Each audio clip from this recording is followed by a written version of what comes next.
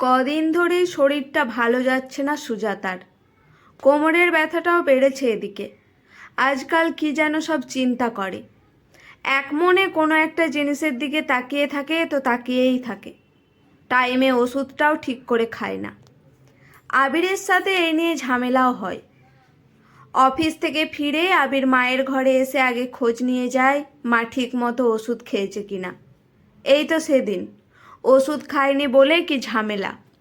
ওষুধের পাতাটা দেখিয়ে আবির বলে উঠল, মা তুমি আজও ওষুধ খাওনি? ভুলে গেলে কি করব? ওষুধ না খেলে চলবে কি করে? তুমিও নিজেও টাইম মতো খাবে না, নন্দিনীও যে দায়িত্ব নিয়ে তোমাকে ওষুধটা খাওয়াবে তুমি সেটাও তো করতে দেবে না। আমি তো আর বাচ্চা মেয়ে নয় যে নিজে করতে পারবো না। এই সামান্য ওষুধটা নিজে নিয়েই খেতেই পারি আমি, কিন্তু ভুলে গেলে আমার কি করার আছে? আবির আজও বুঝে উঠতে পারেনি নন্দিনীর সঙ্গে সুজাতার সম্পর্ক ঠিক কেমন। নন্দিনী মানে আবিরের বউ। যত দিন যায় সুজাতা দুর্বোধ্য হয়ে উঠেছে আবিরের কাছে। তবে সুজাতার সাথে কথায় পেরে ওঠা মুশকিল। সঠিক কথা বোঝাতে গেলেও কিছু না কিছু একটা বুঝিয়েই দেয়। আবির ভালো কিছু কথাও বলতে গেলেই এমন সেন্টু দিয়ে কথা বলবে আবির চুপ করে যায়। সুজাতা প্রায় দিনই বলে, হ্যাঁ এখন তো তুইই বলবি। তোর বাবা আমাকে কখনো ধমক মেরে কথা বলতো না, শেষে কিনা পেটের ছেলের কাছে এত কথা শুনতে হচ্ছে। বাবা মারা যাওয়ার পর থেকে মায়ের আচার আচরণটা একটু বদলেছে, সেটা বুঝতে পারে আবির। কোনো কথার কী যে মানে করে বসে কখন কে জানে। মন ভালো থাকলে অনেক কথা বলে, তা না হলে নিজের মতোই চলে সুজাতা। সুজাতার এই নিজের মতো করে চলাটা ছোট থেকেই দেখে এসেছে আবির। সুজাতা বিছানায় বসে গল্পের বই পড়ছিল। টিভি থাকলেও সিরিয়াল দেখাটা সুজাতার ঠিক পছন্দ নয়। তবুও খেতে বসে ওই যতটুকু চোখ যায়। রাতে 9টা থেকে পরপর দুটো সিরিয়াল দেখে নন্দিনী। টিভির দিকে চোখ না দিলেও কানে কথাগুলো আসে সুজাতার। মাঝে মাঝে গজগজ করতে করতে নিজের মনেই বলে, সিরিয়ালে কী যে সব দেখে, বাড়ির বউ থাকতে আরও একটা বউ, যত সব নোংরামো, এসব দেখেই তো উচ্ছন্নে যাচ্ছে। সুজাতার এমন কথায় নন্দিনী অত গুরুত্ব দেয় না। হেসে হেসেই নন্দিনীও তখন বলে, তবুও তো সবাই দেখছে বলুন। সে যাই হোক, সে সময় নন্দিনী সুজাতার ঘরে আসে। সুজাতা সন্ধ্যের দিকে বই পড়ার অভ্যেস তৈরি করেছে আজকাল। শাশুড়ির কাছে এসে শান্ত স্বরে বলতে থাকে, এর মধ্যেই এতটা পড়া হয়ে গেছে? দুদিনেই তো পড়া শেষ করে ফেলবেন দেখছি। সুজাতা কোনো উত্তর দেয় না, এক মনে পড়েই যাচ্ছিল। 2 মিনিট পর বইয়ের পাতা থেকে চোখটা সরিয়ে সুজাতা তারপর জিজ্ঞেস করে, কিছু বলবে? সেরকম কিছু না, কাল বিকেলে ডাক্তারের অ্যাপয়েন্টমেন্ট করা হয়ে গেছে। বিকেল 4টেই টাইম দিয়েছে। এতদিন থাকতে কালকেই করতে হলো? কাল আমার একাদশীর ব্রত। তুমি জেনে শুনেই তার মানে অ্যাপয়েন্টমেন্টটা নিলে? তা কেন? ডাক্তারবাবু কদিন থাকবেন না, উনি বাইরে যাচ্ছেন। ফিরতে 10-12 দিন তো টাইম লাগবেই। তাই মনে হয় দেখিয়ে নেওয়াই ভালো। আপনার কোমরের ব্যথাটাও তো কমছেও না। কোমরের আর দোষ কি? সব দোষ আমার কপালের। যা করেছো ভালোই করেছো। আজকাল আমাকে জিজ্ঞেস করে তো কিছুই করো না। সুজাতার এমন কথায় খারাপ লাগলেও কিছু বলতে পারে না নন্দিনী। নন্দিনীও বোঝে সুজাতার মানসিক অবস্থার কথা। বিয়ের আগে নন্দিনী কত কি ভেবেছিল, শাশুড়িকে নিজের মা হিসেবেই পাবে। শাশুড়িকে মা হিসেবে সেভাবে পাওয়া হয়নি যেমনটা মা মেয়ের সম্পর্ক হয়। বিয়ের পর থেকে নন্দিনী এ বাড়িতে একটু ভয়ে ভয়েই থাকে। সুজাতা মুখে কিছু না বললেও মাঝে মধ্যে এমন কিছু আচরণ করে নন্দিনী বোঝে সুজাতা হয়তো মন থেকে এখনও মেনে নিতে পারেনি। আবার কখনো এত ভালো ব্যবহার করে, তখন নন্দিনী মনে মনে ভাবে এমনটাই তো সে চেয়েছিল। যে কথা বলার জন্য নন্দিনী সুজাতার ঘরে গিয়েছিল, কথাগুলো বলেই ঘর থেকে বেরিয়ে আসে। নন্দিনীর আজ অনেক কাজ। রাতে একটু চিলি চিকেন বানাবে নন্দিনী। আবির খেতে খুব ভালোবাসে। পরের দিন একাদশী। একাদশীর দিন সব কিছুই নিরামিষ। রাতের দিকে রান্নাটা এখন নন্দিনীই করে। মাসখানেক হলো রাতের বেলা রান্নাঘরে ঢোকে না সুজাতা। সকলের রান্নার দায়িত্ব সুজাতার। টুকটাক হেল্প করে দেয় নন্দিনী।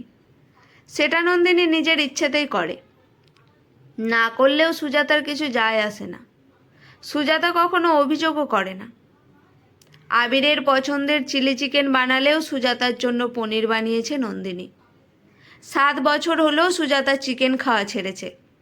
মলয় সুজাতাকে বলতো, এই বয়স থেকেই চিকেন খাবে না, মাটন খাবে না, তাহলে খাবেটাই বা কি? কেন? খাওয়ার জিনিস বলতে কি চিকেন আর মাটন ছাড়া কিছু নেই নাকি? পাশ থেকে আবিরও মলয়ের কথায় সায় দিয়ে বলতো, বাবা তো ঠিকই বলেছে, প্রোটিনের দরকার আছে শরীরে, তাই চিকেন খাওয়াটা দরকার মা। চিকেন খেতে ভালোবাসতো মলয়। নিজে না খেলেও মলয়ের জন্য চিকেন বানিয়ে দিত সুজাতা। আবিরটাও হয়েছে বাবার মতো, চিকেন খেতেই ভালোবাসে বেশি। রাতে ডিনার টেবিলে একদিকে সুজাতা, অন্যদিকে আবির। রাতে সকলেরই রুটি চাই। সুজাতাকে 2 পিস রুটি আর পনিরের তরকারিটা আলাদা করে একটা বাটিতে দিয়ে নন্দিনী বলল, পনির কিন্তু অনেকটাই আছে মা, লাগলে বলবেন। আজকাল সুজাতার ডায়েট মেনেই চলতে হয়। সুগার ধরা পড়েছে, অনেক কিছু খাওয়া নিষেধ। সুজাতা তরকারির বাটিটা টেনে নিয়ে বলল, না থাক, এতেই হয়ে যাবে। আবিরও খেতে খেতে টিভির রিমোটটা নন্দিনীকে দিতে বলে। কোথায় একটা বিস্ফোরণ হয়েছে সেই খবরটাই দেখবে। নন্দিনী বলে উঠল, ওসব পরে দেখো, এখন আমি এই সিরিয়ালটা দেখে নিই। আবির আর এই নিয়ে কথা বাড়ায় না। কথা বাড়ালেই সুজাতাও 2 কথা শোনাবে। চুপচাপ খেতে থাকে। সুজাতার প্রায় খাওয়া শেষের দিকে। আজ পনিরটা বেশ রান্না করেছো দেখছি। কথাটা বলেই খাওয়া শেষ করে সুজাতা উঠতে যাবে। ঠিক সেই সময়ে নন্দিনীও সুযোগটা কাজে লাগিয়ে নিয়ে সুজাতার দিকে তাকিয়ে বলল, একটা কথা আপনাকে বলার ছিল মা। বলার ছিল যখন তখন বলেই ফেলো। বলছিলাম বিয়ের পর থেকে 3 বছর হয়ে গেল, আমাদের অ্যানিভার্সারিতে সেভাবে কিছুই করা হয়ে ওঠেনি। ওই দিন আমরা নিজেদের মধ্যে একটা ঘরোয়া অনুষ্ঠান করতে চাইছি। আপনি কি বলেন? তুমি ভাবলে কি করে?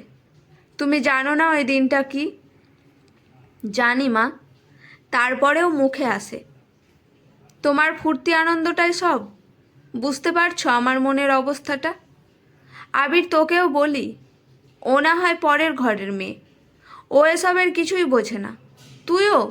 ছি, ভাবতে লজ্জা করছে তুই আমার ছেলে। আবির তখন খাওয়া শেষ করেছে। সুজাতার কথা শুনে আবির বলে, মা তুমি এতটা কেন রিয়াক্ট করছো? তুমি চাইলে হবে, না চাইলে হবে না, তার জন্য এতটা চিৎকার করার কোনো মানে হয় না। আমি জানি তোমার চিৎকার করাটাই যুক্তিসঙ্গত। রাগে গজগজ করতে করতে সুজাতা চলে যায় নিজের ঘরে। মলয়ের ছবির দিকে তাকিয়ে ভাবতে থাকে, এই পৃথিবীতে মানুষ যতদিন থাকে ততদিন তার মূল্য। মৃত্যুর পরকে আর মনে রাখে। সুজাতা বুঝতে পারছে মলয়ের স্মৃতি ঝাপসা হয়ে আসছে ছেলের কাছে। মনে পড়ছে 4 বছর আগের কথা। ছেলের বিয়ের সব দায়িত্ব নিজের হাতেই নিয়েছিল মলয়। একমাত্র ছেলের বিয়ে বলে কথা। সুজাতা মলয়কে বলেছিল, এতদিনে তোমার মনের ইচ্ছেটা পূরণ হবে। মলয় বলতো, বাড়িতে একটা মেয়ে না থাকলে ঘর মানায়? খুব শখ ছিল একটা মেয়ের। মানুষের পরিকল্পনা করে বটে, কিন্তু সব কিছুই চলে ওপরওয়ালার নিয়মে। তা না হলে ছেলের বিয়ের দিনই এমন অঘটন ঘটে। ছেলের বিয়েতে পড়বে বলে চিতপুর থেকে মলয় কিনে এনেছিল তসরের ওপর কাজ করা পাঞ্জাবি। সুজাতা রসিকতা করে বলেছিল, বুড়ো বয়সে যত ঢং। মলয় হেসে ফেলেছিল সুজাতার কথা শুনে। বলেছিল, সুজি, ওই পাঞ্জাবিটা পরলে বয়স 20 বছর কমে যাবে। মলয় সুজাতাকে সুজি বলে ডাকত। সুজাতা বলতো, এত ভালো নামটাকে বিচ্ছিরি করে তুমিই ডাকো। ছেলের বিয়ের পর তুমি আর ওই নামে আমায় ডাকবে না। বেশ বাবা বেশ, ওই নামে আর ডাকবো না। মলয় যে সত্যিই আর ওই নামে কখনোই ডাকবে না সুজাতা আদৌ বুঝতে পারেনি সেদিন। আবিরের বিয়ের দিন সন্ধ্যাবেলা সুজাতা আবিরকে বরণ করছিল। আবির বিয়ে করতে যাবে। মলয় সুজাতাকে তাড়া দিচ্ছিল। আরে গিন্নি, তাড়াতাড়ি বরণ করে ছাড়ো, ওদিকে 8:30টায় লগ্ন, তাড়াতাড়ি পৌঁছতে হবে। বরণ পর্ব সেরে মলয় বর আর বরযাত্রী নিয়ে বেরিয়ে গেল। কে জানতো জীবিত মানুষটা বাড়ি ফিরবে মৃত মানুষ হয়ে। বিয়ের পর্ব চলছে, কত লোকজন, তারই মাঝখানে শুরু হয় মলয়ের বুকে ব্যথা। মলয় বলেছিল ও সামান্য ব্যাপার, প্রায়ই হয়, ওই গ্যাস থেকে। বেশিক্ষণ টাইমও দেয়নি।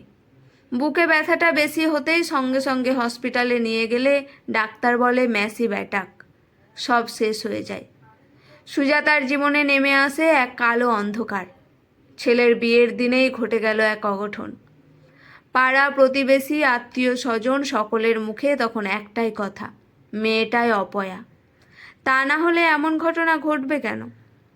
সেদিনের বাড়ির পরিবেশটা খুব ভয়ঙ্কর ছিল নন্দিনীর কাছে।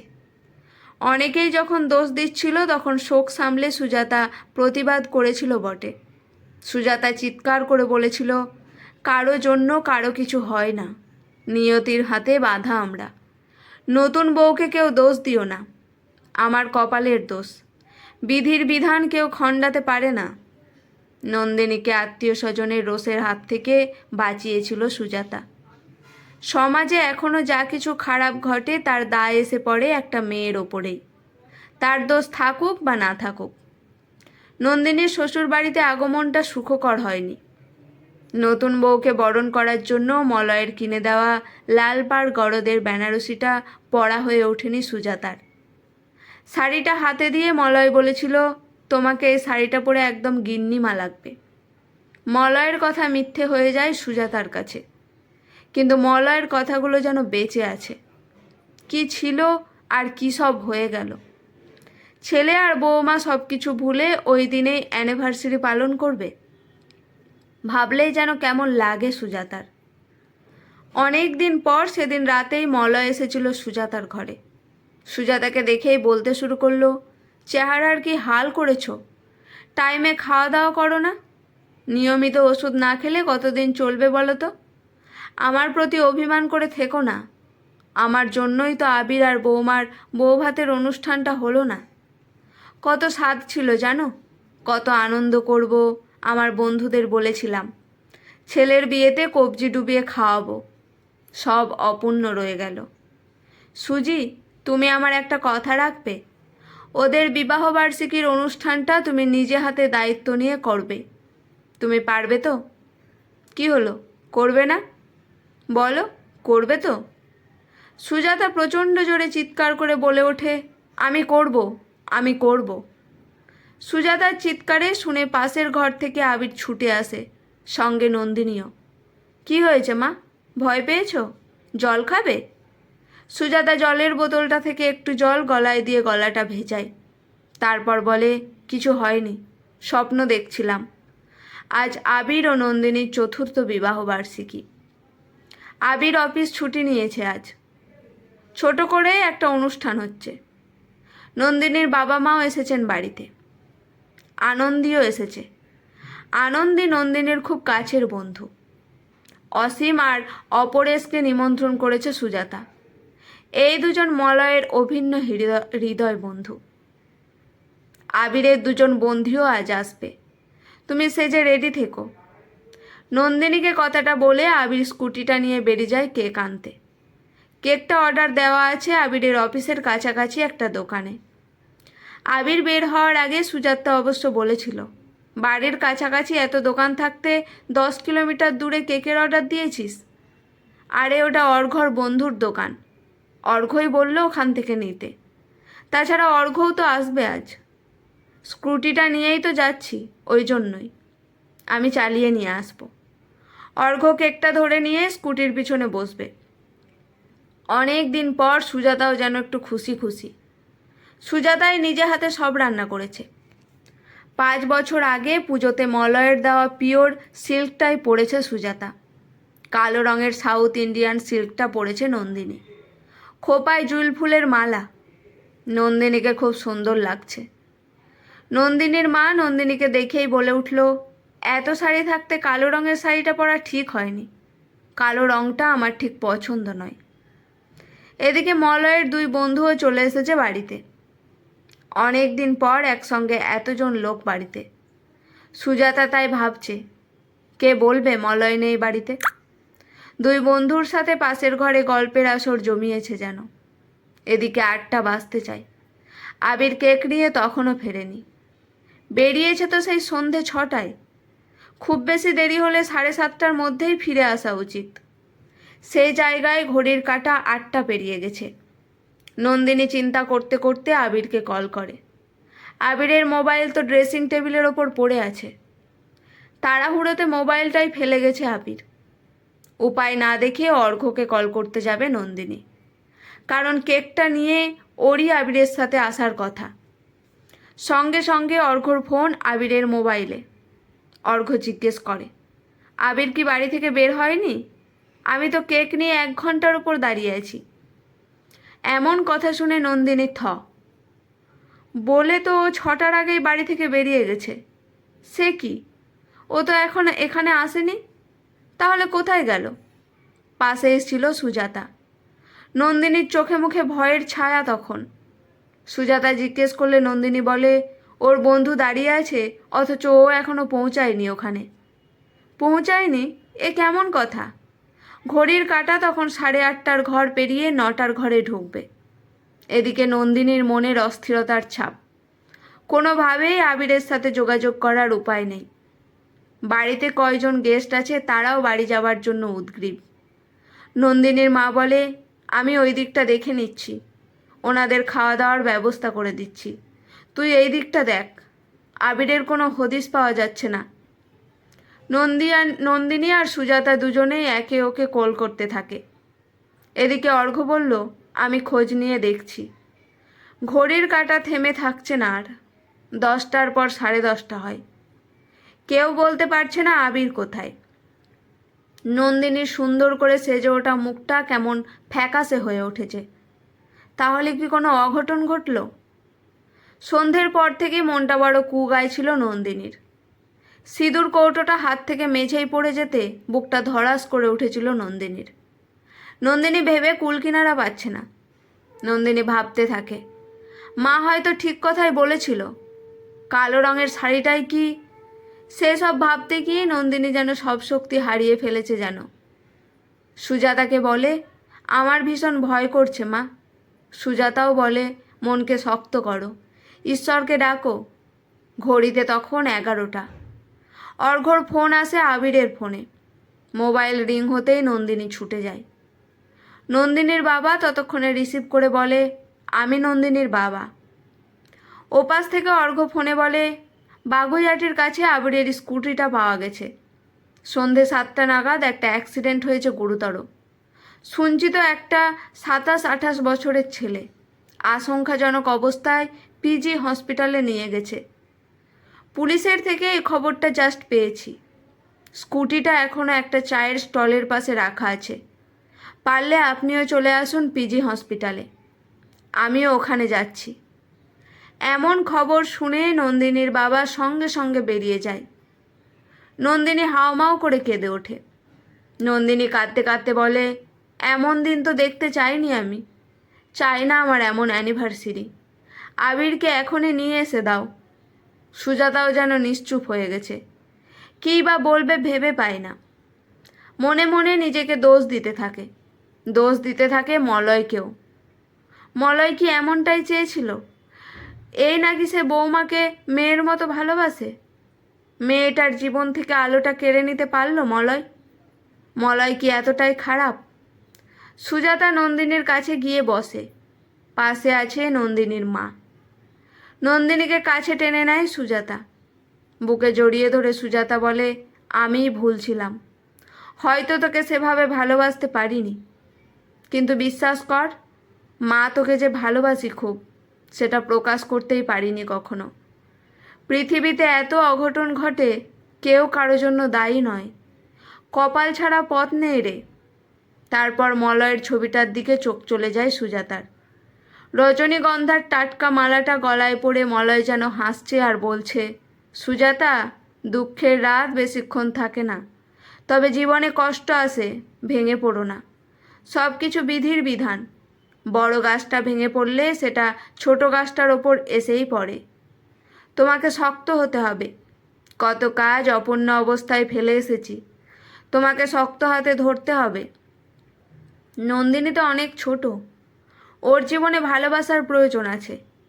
আজ এমন পরিস্থিতি তৈরি না হলে তুমি বুঝতে পারতে না মেয়েটাকে তুমি কত ভালোবাসো। এই পৃথিবীর আপনজন যারা, তারা কেউ হারায় না, সবাই আছে। তোমাদের সবার সাথে আমিও আছি। রাত 2টো, একটা আননোন নাম্বার থেকে ফোন আসে। আবিরের মোবাইলে রিং হচ্ছে। এত রাতে কার ফোন? নন্দিনী ফোন রিসিভ করে। ওপাশ থেকে ভেসে আসে একটা চেনা কণ্ঠ। আমি আবির বলছি। I am so sorry Nandini, আমাকে ক্ষমা করো।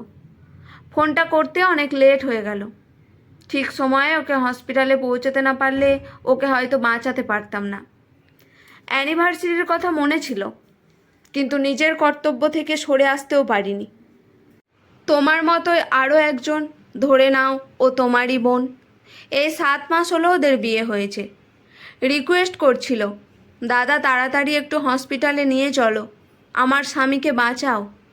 হয়তো না করলেও পারতাম। একটা অ্যানিভার্সারির আনন্দে আমরা হয়তো মশগুল থাকতাম।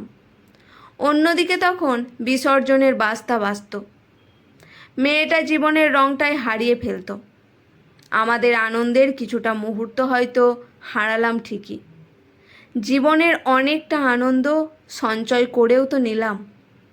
অনেকটা আনন্দ করব আগামী বছরে। কথা দিলাম নন্দিনী, চিন্তা করো না, আমি ঠিক আছি। সকালেই ফিরছি ঘরে। আজকের গল্পটি এখানেই সমাপ্ত। কলমে সরজিৎ ঘোষ। গল্পটি শুনে কেমন লাগলো অবশ্যই কমেন্ট করে জানাবেন। গল্পটি শুনে যদি ভালো লেগে থাকে, মন ছুঁয়ে যায়, চ্যানেলটি সাবস্ক্রাইব করে পাশে থাকবেন। ধন্যবাদ।